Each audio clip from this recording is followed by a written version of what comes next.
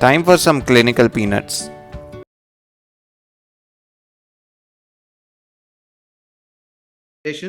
So, Anjali, you can go ahead.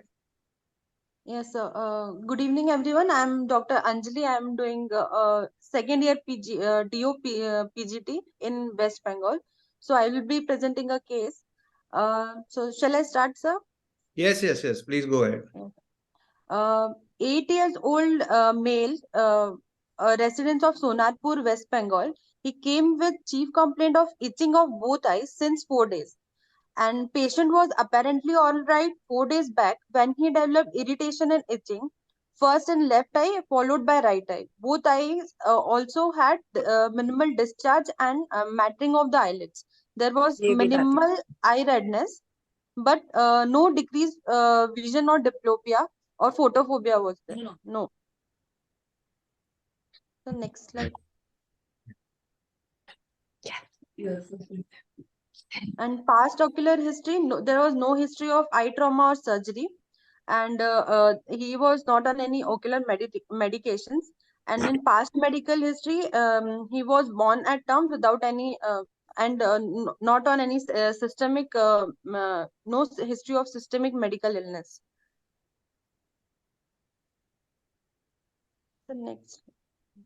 On general examination, patient was conscious, cooperative, and well oriented to time, place, and person. And temperature, systemic examination, it was afebrile. BP was 120/70, pulse 100 beats per minute, and respiratory rate 20 per minute. And all the CNS, CVS, per abdomen, and respiratory system was within normal limit. Okay, Anjali, I'll just hold you for a minute or two over there. Anuj, Yes, if you can just go back to the very first case history and then. Yeah. Right. So this is just in the interest of having a complete history. I was thinking that you're going to have more history. That's why I was waiting. So now this child is 8 years old, and the presenting complaint is itching in both eyes since the past 4 days. So one more detail that you can provide here this is in general, when you present this case, is that you can also write about who is providing the history. So did the child say that, or the attenders, who are the parents, mother, father, or is it sometimes if they're sort of from rural background, so they'll have some educated person with them, but it's not the parents. So it's very important in a pediatric patient, because many of these patients don't verbalize properly what their complaints are. It's important to have the parents, and the parent with whom the child spends most time. Sometimes you have the father, and father's gone to work, so you'll not get the correct history because the father may not know what happens to the child in the eyes at home. So over here you can add that the information or the history was provided by parent, mother, father, whatever. Yes. Okay. And yeah, and then because it of course when you present this case, you would be presenting it to locally, but supposing you're presenting it online to me, for example, so I don't know. So I can guess, but I don't know Sonarpur is rural or it's urban. So for this case, there is some bearing of the residence where the patient stays, where the patient hails from. So let us say if it's a very industrial area, or let us say that it is all farmland agriculture. So there may be something in the bearing related to the place. So you can say that rural West Bengal or something like that, in addition to it, especially since I don't know where is Sonarpur. So presenting complaint, yeah. So as you said, presenting complaint should be 1 or maximum 2. So, or we can also say chief complaint. So the child is presenting with history of itching. The next thing that you need to qualify is the onset. You said 4 days. Then what is the severity? So mild, moderate, or severe. So you have to qualify that. And yes, this is fine that the patient was apparently all right when he developed irritation and itching first in left eye followed by right eye. So also complaint of discharge, and so it's not mattering, it's matting of the eyelashes. Yes, sir. And so you're mixing up, you're saying, in terms of the way, the language that you used. So there was minimal eye redness. So it sounds as if you're describing the findings. So here you're presenting history. So you say that history of discharge and matting of eyelashes, history of minimal eye redness, no history of decreased vision or diplopia. So that's the way to present history actually, so that the examiner is not confused, thinking that you've already jumped to examination. No? Sometimes they won't listen to you. So suddenly they'll hear you saying that minimal eye redness. So then that means you're examining the patient. And in the second slide, of course, we've not yet examined the child, so we don't know what else to ask. So sometimes we examine and do almost a sort of complete, at least anterior segment examination. Then we ask additional history. So in the second slide, you've asked for history of eye trauma. Why? What is the relevance here? Patient has history of itching in both eyes. Why do you want to ask history of trauma to the eye? I'm just asking. Ma'am, general history taking. Okay, so just for completeness sake, yeah. So you should be very Yes, clear. ma'am. If you're asked why are you asking this, so you say just for completeness of the history, although I know that in my patient it doesn't cause the problem, but just for completeness, I've asked the history of any injury to the eye, and patient said no. So supposing the patient had itching, I'm sorry. Okay, supposing the child came with history of itching in one eye, not the other eye. So would you think history of trauma could be a little more significant there? Yes, ma'am. Okay, so trauma would suggest what? Meaning what would you construct? What do you think of? Ma'am, congestion will be there. Conjunctival. No, as in same child, same history of itching, but in one eye. So there I'm telling you that I want you to take history of trauma. So what am I looking at? So I'm just thinking of something simple, like a child coming in, it's not emergency, so may have just a foreign body in the eye or something like that. So a child might just keep on rubbing the eye because there's a foreign particle or a foreign body in the eye. So their history of trauma becomes important. So here you've taken it just to complete the history, and therefore you've also taken it the no history of ocular surgery. That's what you meant. And the patient was not on any medication. That's fine. One important history in the past medical history, or you said for completeness. So it's a full-term normal delivery, although it has no relevance to our case here. We know that we're not thinking of any congenital condition, right? And so I don't, do you have to write without any medication? Full term, born and term without any medication? Mistake, ma'am. Sorry. Okay. So, no, but more relevant, is there another history that you might want to ask? It's an 8-year-old child. So 8-year-old child, what else is there in the regular pediatric history for an 8-year-old? Vaccination. Exactly. And is there a relevance of vaccination in our case? Yes, they can be, because even vaccinations can cause ocular inflammation, though it's rare. But we have seen it during COVID times because everybody was getting vaccines for COVID, 1, 2, 3 doses. So we've seen inflammation, which could be episcleritis. We've seen uveitis also. So I'm just giving you, not for this case and not to confuse you, I'm sorry if I'm giving too much information, but that is just how to complete the history. You must have that, at least that the vaccination, immunization history. So for a pediatric patient, it is called immunization history, whether the child is immunized as per the standard or not. Because otherwise, what else could a child have? Let's say the child doesn't get immunization as per the schedule. In terms of ocular, so the child can develop measles. I'm looking at it from the ocular point of view. So children with measles and things like that, or they can have vitamin A deficiency, they can be generally anemic, and they can have multiple ocular complaints. So these are some of the additional remote questions that you can, since you have talked about history. Now we'll come to your case, and then what additional history you could ask. We'll look at it whether there's any points that you missed out. We all know it's a case of allergy. So what else you ask in history? Okay.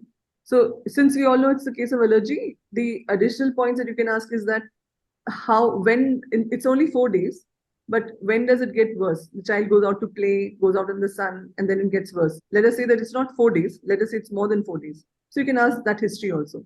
So whether it's indoors that the child has itching, or all the time, or during summer season, the seasonal variation that you would ask, or when the child goes out in the sun and plays and comes back, then the eyes are very red and itching. So that's a typical history for allergy. Right, Yes, please go ahead.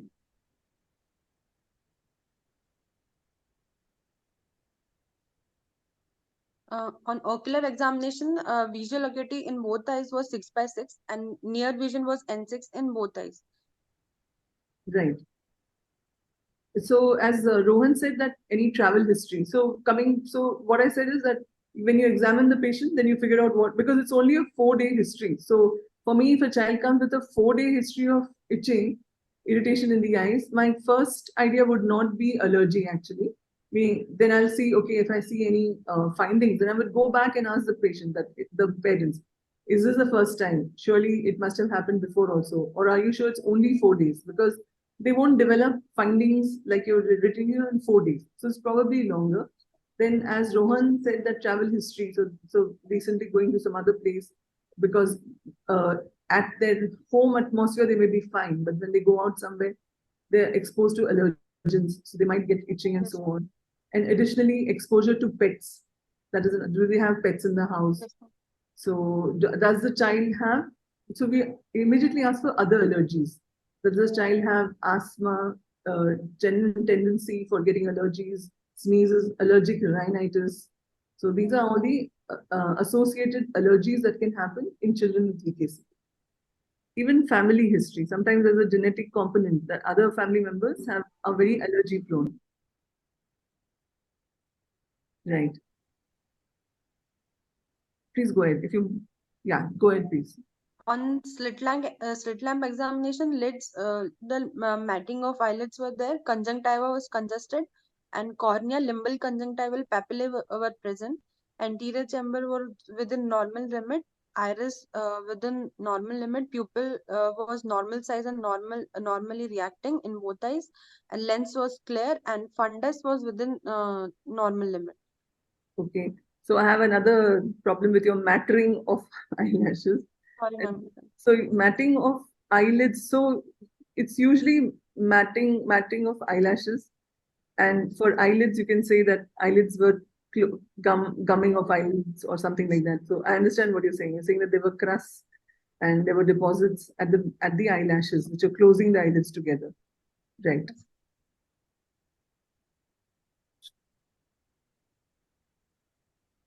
Okay. So definitely some peanuts here. Allergy maybe. The most probable diagnosis. No, first describe the findings. Unless your examiner says, okay, tell me what's the diagnosis. So what are the findings? Conjunctiva is congested. I don't see your mattering of eyelids here. They cleaned up. You cleaned up the lids and then took the photographs? Probably. Okay. So what are the findings? So always start with the lid, lashes, margin, if you can see adnexa. So that's how you can go. But here we've already discussed that. But there are some findings in the upper lid at the mucocutaneous junction. Can you see that? The screen on my left. So even when the video ends also. Yeah. So what's happening at the upper lid margin, mucocutaneous junction? I mean, I can only comment that it looks irregular. Because so maybe in real life, I don't know whether those were also some follicular changes, because that's still the conjunctiva. So it could be just some follicular changes or nodules like that.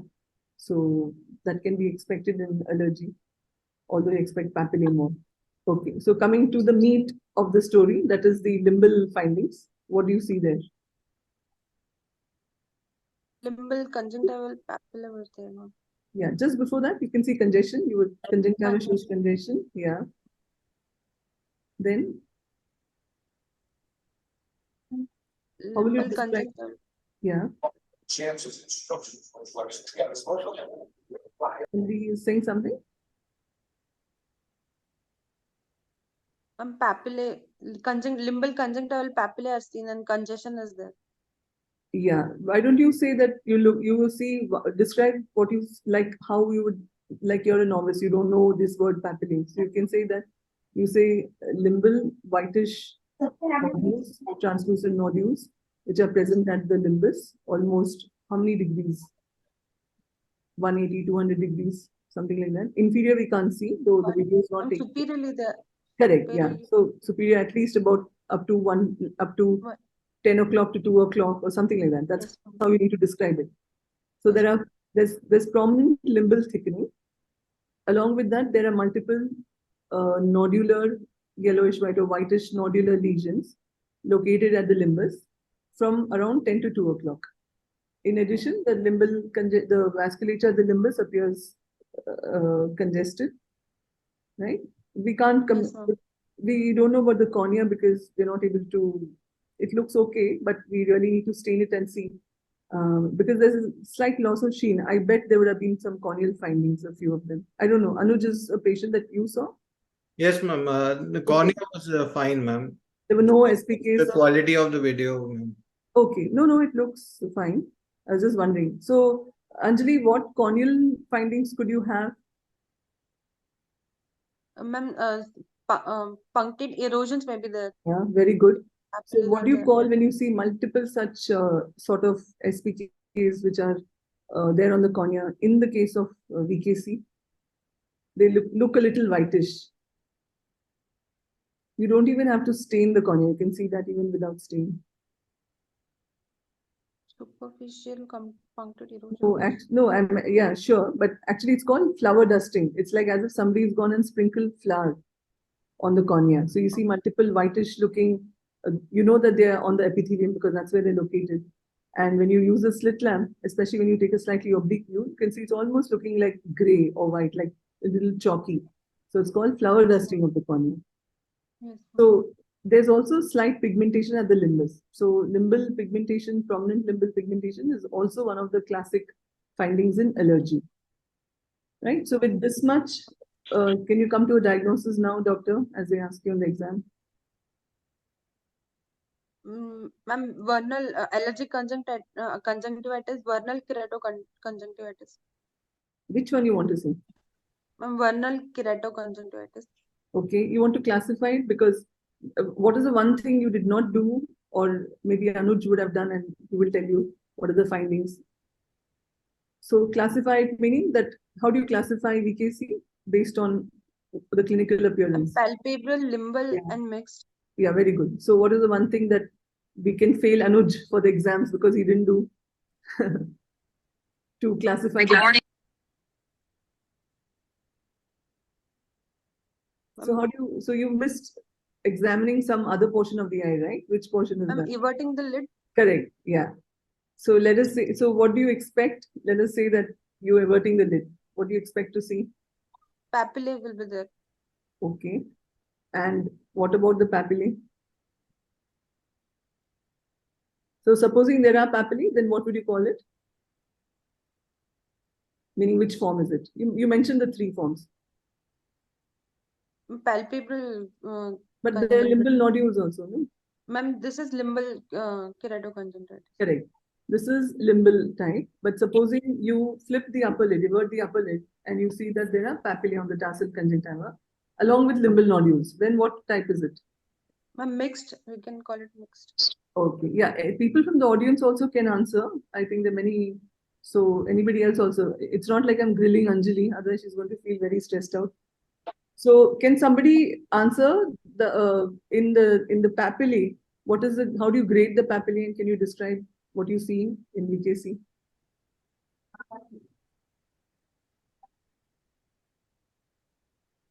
Rohan, Sneha, can you take the question? Or anyone?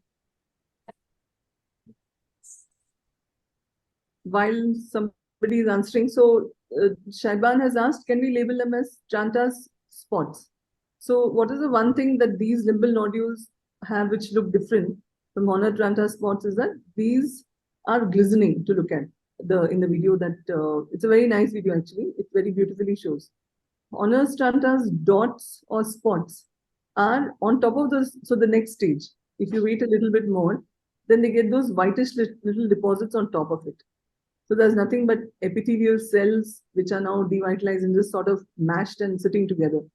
So those are same thing. In fact, Anuj, interestingly, if you put under a microscope, if you see in shield ulcer, very similar to that. So it's a complex that forms, the complex contains all that material which is partly epithelium, and a lot of eosinophils also can be formed. So same thing that is there in shield ulcer, if you scrape it, the same kind of material is there on top of those limbal nodules that you see now. So you don't treat the patient. So the next step is that you'll get the whitish looking appearance dots, that plaquey or calcific looking, and those will become honor trantas spots or dots.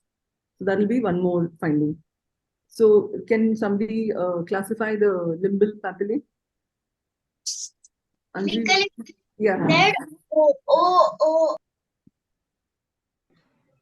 think maybe Anjali, you can take up. Anjali, you can take.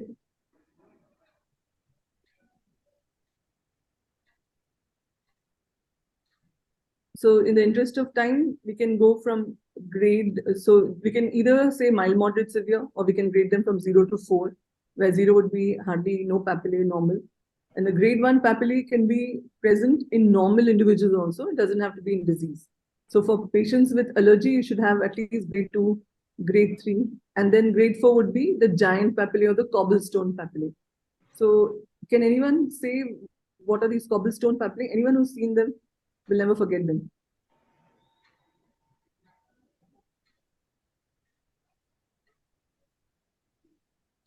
Anjali, you know about cobblestone papillae? It is seen in giant papillae. Trachoma. Size will be more. Yes, someone said trachoma. Trachoma, you don't see giant papillae. In fact, in trachoma, you see follicles. So, which brings me to an automatic question. What is the difference between follicles and papillae? Yeah, like stones on pavement, Umesh, very good. So, cobblestones are like stones. So, you see flat top, very large papillae, ranging from 2 millimeters, almost up to 2 millimeters also. 2 millimeters is huge. So, from 0.01 or 1 millimeter, 0.1 millimeter to 0.2, up to 2 millimeters. So these papillae are because it's so chronic that the tissue there, the actual fibroconnective tissue undergoes hypertrophy. So you have hypertrophic fibroconnective tissue, which just is like a mass of tissue over there. So even if you treat the patient and the disease becomes quiet, these papillae, because they are actual substance, they don't completely regress. So in patients who have the cobblestone, the giant papillary form, the palpable form, as you mentioned, in those patients, you're much more likely to see shield ulcers and corneal findings in these patients because these are secondary changes to the mechanical effect of those papillae. So that's why we don't want our patients to reach that stage. Then once you have corneal complications, then you have vision also is under threat. So you can also grade, Rohan has said, we can grade as micro, macro, giant papillae. Yeah, you can also grade them as micro, macro, and giant papillae. The giant papillae is the cobblestone papillae for VKC. Somebody else can answer, where else do we see papillae? In which conditions do we see giant papillae, to be precise? One is VKC, of course. Any other condition? GPC, giant Yeah. papillary conjunctivitis. Yeah. What is that? Mm, On contact lens use? Yeah, very contact good. lens. Yeah. Anything else? Yes. Contact lens use. Prosthetic eye. Yeah. Uses. So prosthetic eye, exactly. Very good. So it's like a foreign, it's like an edge of the contact lens, edge of the prosthetic lens. Bacterial conjunctivitis. Yes, you can see bacterial conjunctivitis. And couple of more. What else can cause papillae, which is there on the ocular surface? So anything on the ocular surface? Buccal. Yeah, very good. And more common, buccal, the retinal guys, Anuj will tell you, these days themselves don't use buckles much.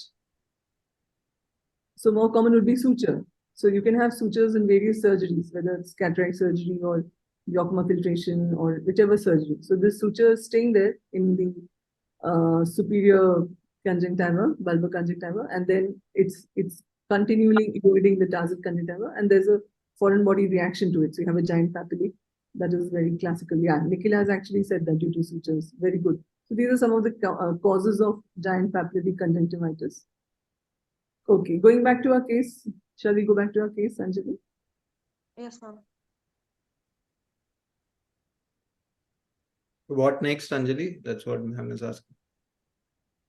Ma'am, So your diagnosis is VKC, yes, ma'am. and you said that it is palpable, it is limbal form. Yes, ma'am. In the slides, there's nothing else. Slides are done. Slides No, are done. ma'am. Okay, so now what else will you do? So let us assume that you've examined the both the eyes very well. You've checked the vision is good already. You told us these are the findings you showed us, and let us say the posterior segment is normal, the optic nerve, everything else is healthy. So now you are ready with your diagnosis. So how do you manage this patient? Ma'am, mast cell stabilizers, or we can Before mast cell stabilizers? antihistaminics, Before antihistamines?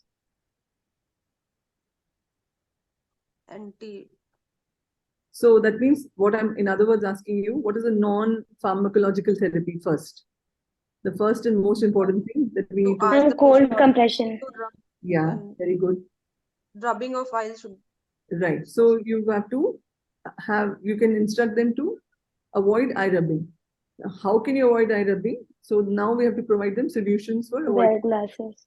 Yeah. So we have to, first of all, so VKC is one disease that can be managed very well if you're able to counsel the family, because it's a child. So it's not, there's no point telling the child don't rub your eyes. It's useless. So we have to counsel the family.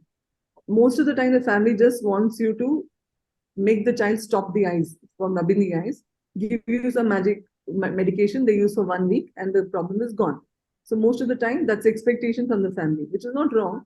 But unfortunately, we cannot have that kind of that we cannot give them that. It won't happen that way.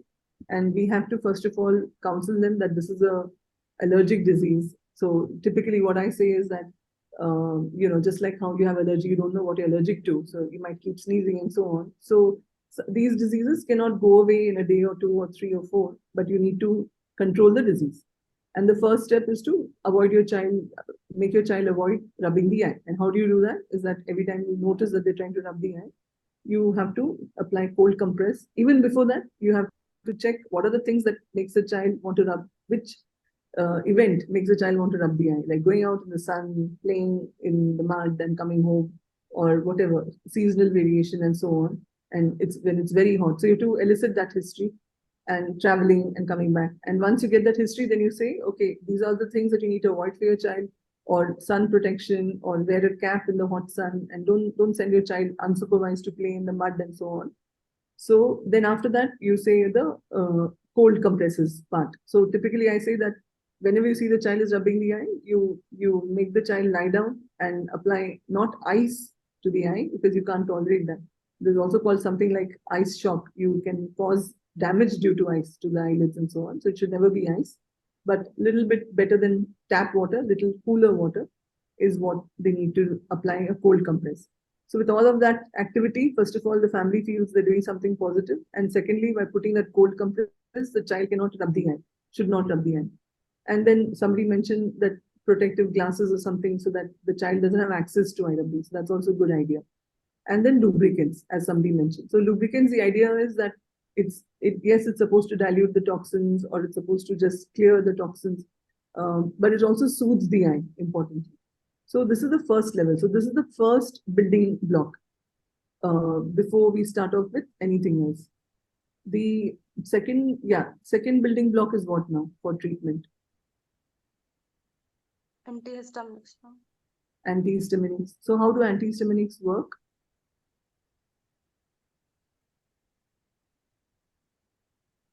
So we have not elaborated on the various drugs, how they work. It would have been good if we had done that. That would have helped us understand what kind of disease is VKC. What kind of disease? So what drives the allergy in VKC? Meaning in the body, what response is driving it? What is going on in the eye? Like there is some allergen. That allergen could be some external allergen, we don't know. Could be anything, just upon anything. So that goes. So the next thing that happens is that there are always these circulating cells, right? The tear film. So they get activated, they get stimulated by the allergy. Typically, you have higher number of eosinophils in the tear film, and in patients who are prone to allergic conjunctivitis. So when they rub the eye, they crush the cells. There's a mechanical effect of crushing the cells, and the cells, they release histamine. So that's the number one thing that happens. So then that is the reason why you can use antihistaminics. So you also said mast cell stabilizers. So how do mast cell stabilizers work?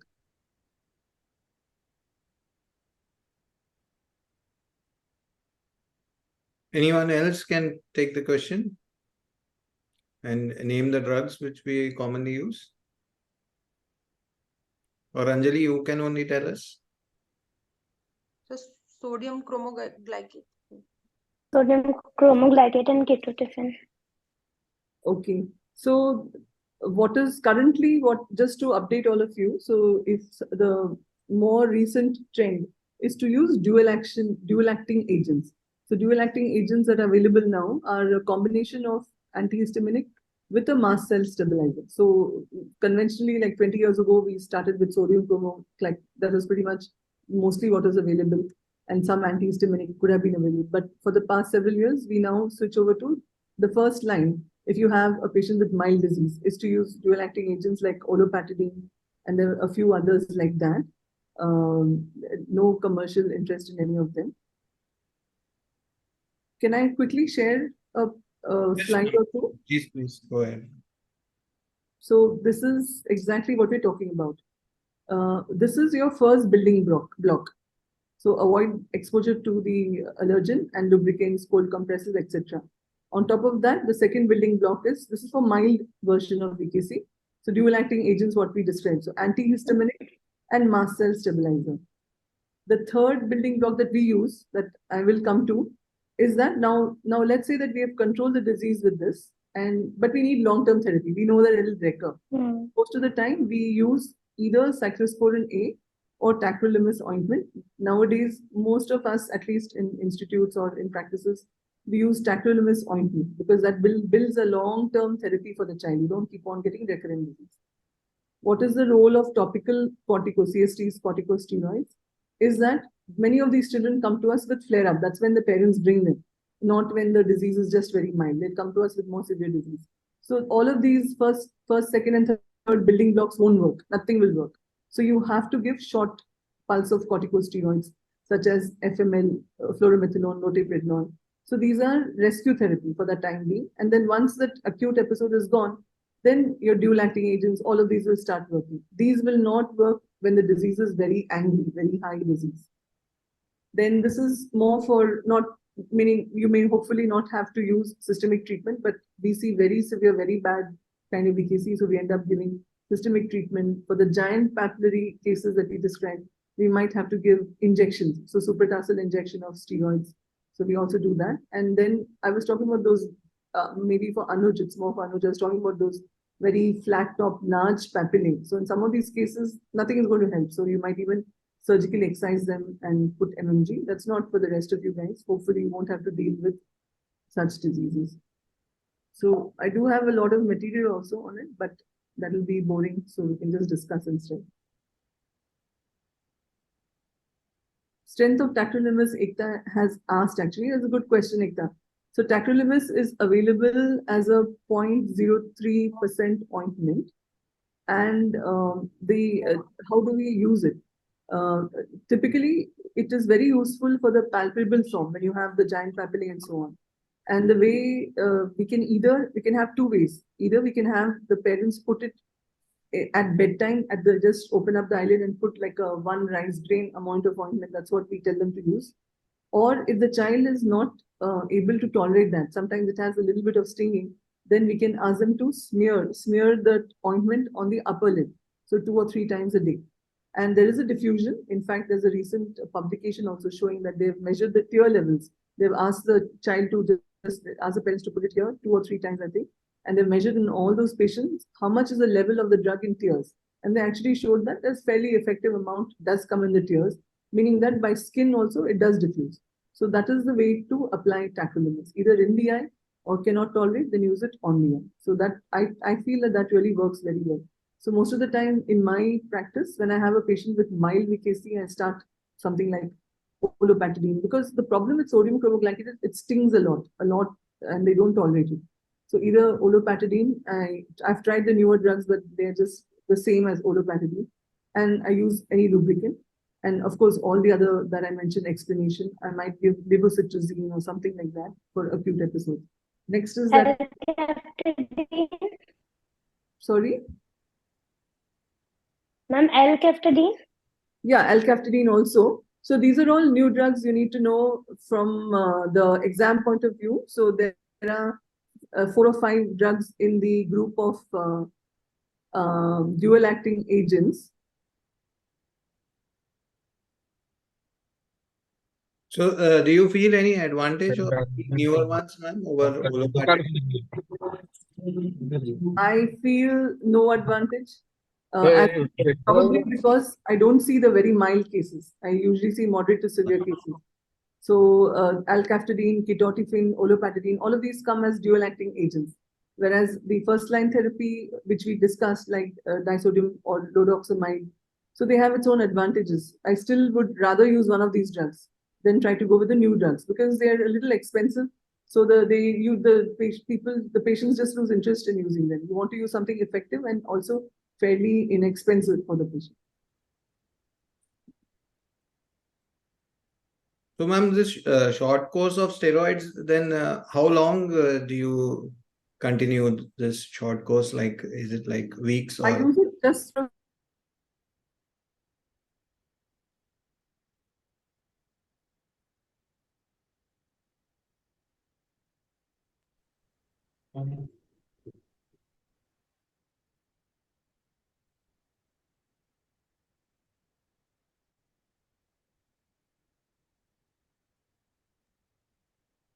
Yeah, sorry for the interruption. So I usually use it just for a few weeks, Anuj.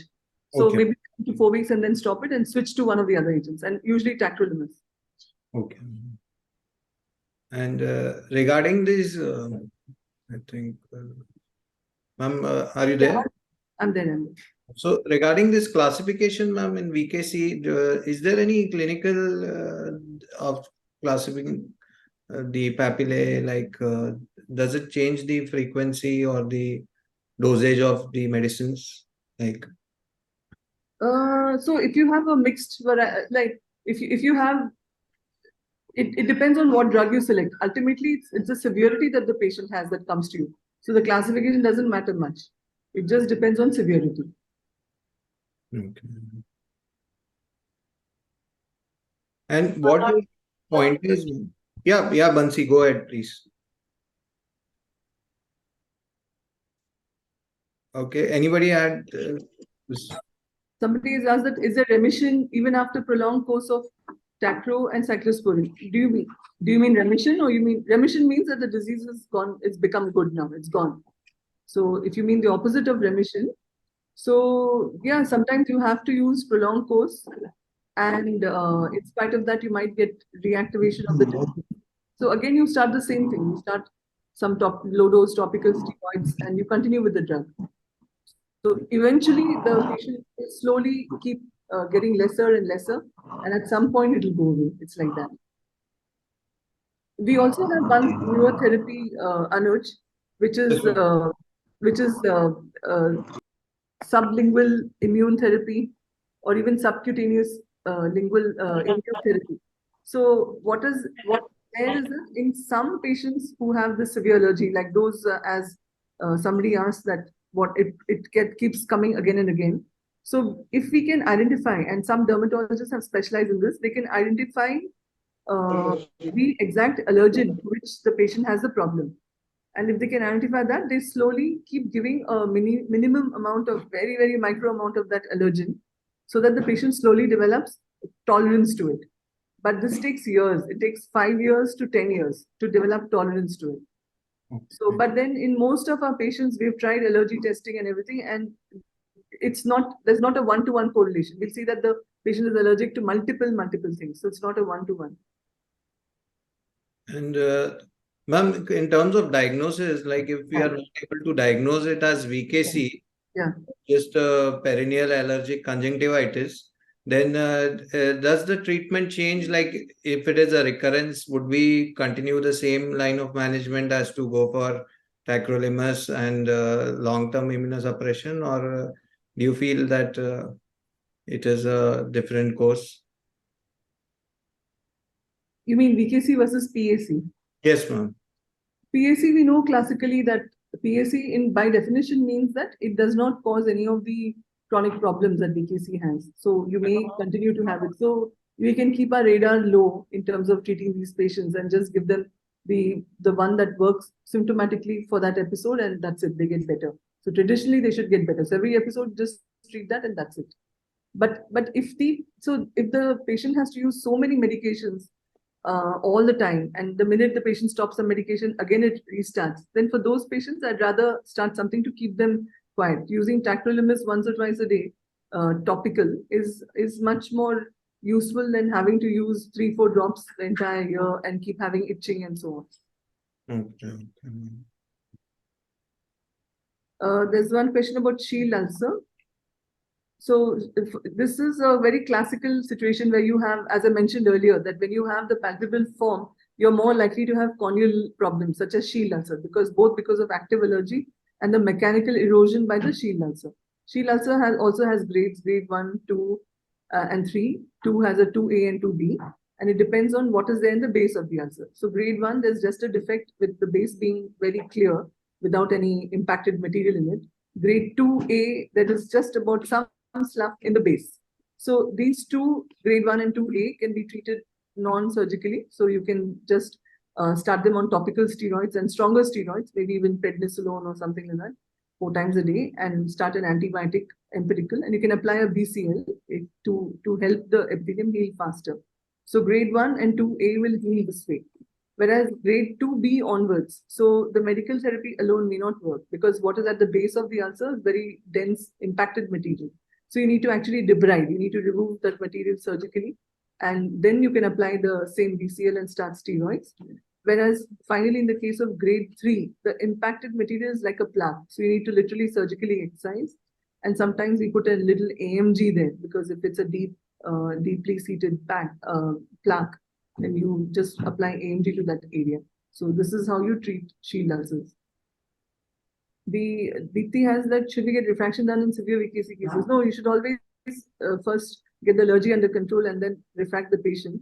On the other hand, there's one more problem. So sometimes we get patients with allergy every time they're active. So we forget to really look at the refractive error. And then sometimes later we realize that these patients also have high astigmatism, maybe keratoconus. So it's very important to also document. So you can get a ballpark, you may not give prescribed glasses, but you can get a ballpark figure of what their refraction is. So if it's very high astigmatism, you may want to do some kind of topography measurement as well. Ma'am, any role of doing ASCT for these nodules? Do we get any information? Honestly, no. No, ASOCT is not helpful because you can see clinically. ASOCT at best would be nice documentation tool. And in the case of a very chronic condition, so if you want to see what is the level of the, say for example, there's a shield ulcer that's impacted, as I said, you want to see what's the depth, how deep is it, and should you put an AMG after you excise it. So that's the information you can get from ASOCT. Okay. And regarding, ma'am, if the patient has systemic disorders like he has skin allergy or maybe diagnosed as atopy, then does the diagnosis become atopic, or we still can have a VKC with a atopic systemic finding?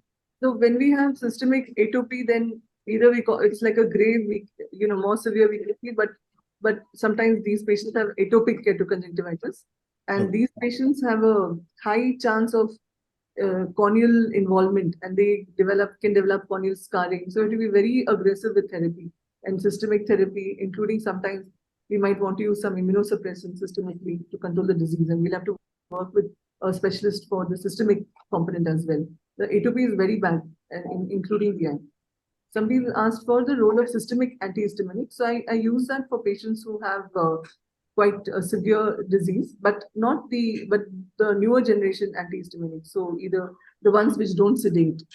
Antihistaminics, sometimes they also cause dryness in the mouth, or dryness in the eye. So that is one problem with antihistaminics. So you have to keep that ratio going on. The leukotriene group of drugs, that is drugs like montelukast.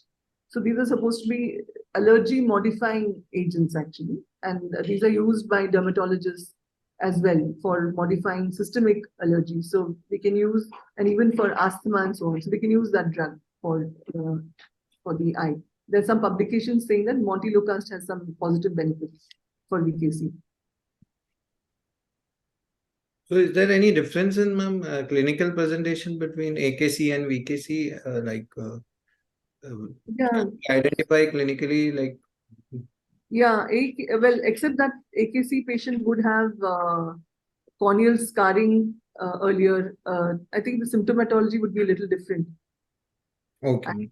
I'm sorry, I kind of forgot. I used to have slides showing AKC, VKC, and simple allergy, in which the AKC patient would typically have corneal scarring, severe allergy, and does not improve on the traditional medication, like master stabilizer have no role in them. So that sort of thing. So severity wise, it's very severe and have the systemic component, of course.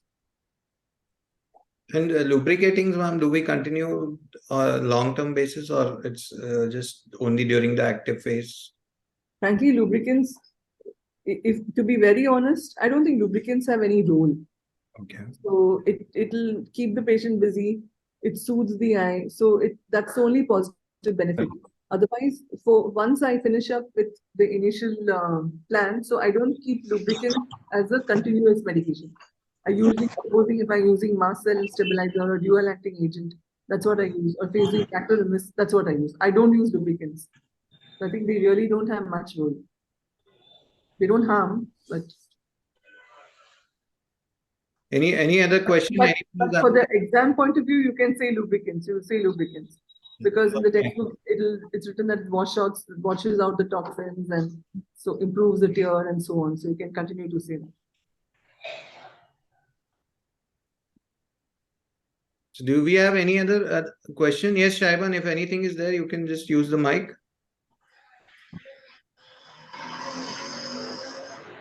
She's asked what is the lower age limit for starting anti-allergy eye drop. Anti-allergy eye drop, there is luckily no lower age limit. It's only when you, meaning if you're talking about dual acting agents and so on, it's only when it's steroids then you're a little worried. Otherwise, even steroids we start in very young children also. पर अब एक काम है वो है कर दे पापा कहते सवेरे ब्रश लेके I think it is generally the medical representatives who come up with these age limits that this is approved for. Oh, yeah. So the problem is that it is not, it is whenever drugs are approved by any agency, whether it's FDA, whatever, it is not used in pediatric patients. The patients, the subjects in whom the drug is tried is always adult. So whenever the drug is marketed, it is said that it is not tested in pediatric patients. So, but what can we do? So you can inform, and it's used all over. So it's off-label usage. Absolutely. Yeah, I agree, Shaiban. The box itself will say that because the drug companies are unsure because they haven't used it in pediatric patients. So it's good that they say that.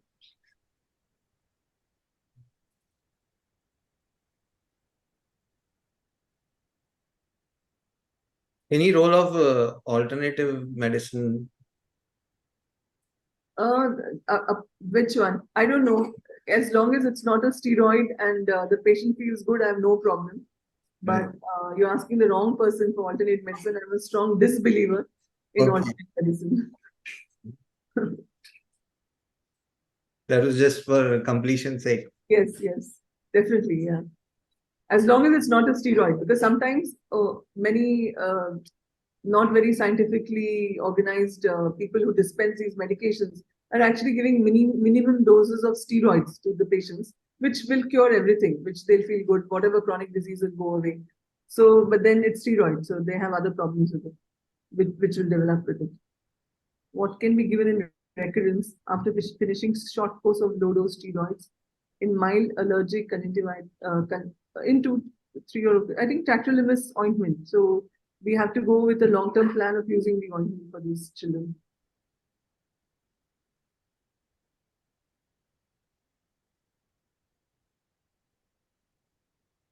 Yeah, interferon alpha has been used with fair results.